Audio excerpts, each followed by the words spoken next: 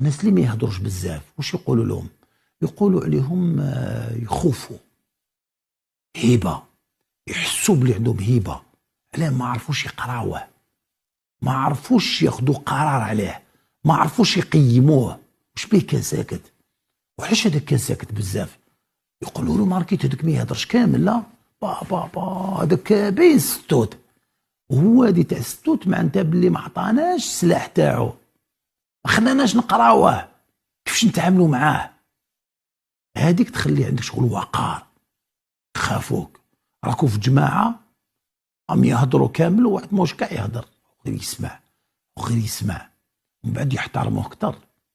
والكذا ماشي كيما انا ماشي كيما احنا قاعد غير يهضر احنا نهضروا ونطبعوا برك والسيد او يسمع او يستغل. واش معناتها؟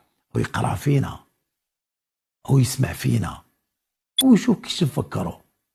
وحدثنا في الحومه اللي يسمعوا بزاف هما اللي الناس يحبوهم بزاف، لانه الناس يحبوا شكون يسمعهم، يحبوا يحكوا، يحبوا يفرغوا، بصح يسحقوا شكون واحد يسمعهم.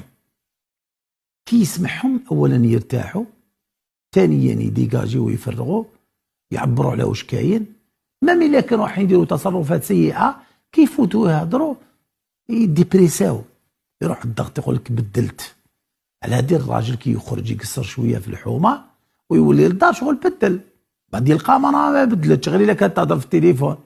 معناتها هو اللي افونتاجي باش يحطها لاز. على هادي الراجل كي يدخل عادة العشيه للدار، الا كانت المراه ما تخدمش مثلا، مام احيانا ما تكون تخدم، ميلا طيح عليه بالهضره، طيح عليه تهضر عليه، لانه كان عندها ملل، كان عندها توتر من كي قعدت وحدها بزاف منها، والضغط هذاك الضغط بعد تفرغوا كاع بالهضره، تفرغوا كاع بالهضره، غير دخل طيح عليه تفرغوا كاع بالهضره.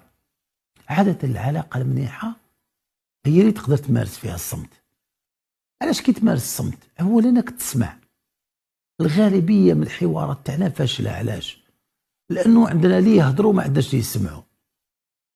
مثلا انك تهضر مع واحد وهو ماهوش يسمع فيك، او يفكر كيفاش يرد لك، او يخمم كيفاش يرد لك، صافي ماهوش يسمع فيك، صافي هذا ماهوش حوار جيد، نقاش جيد باش نوصلوا للحقيقه.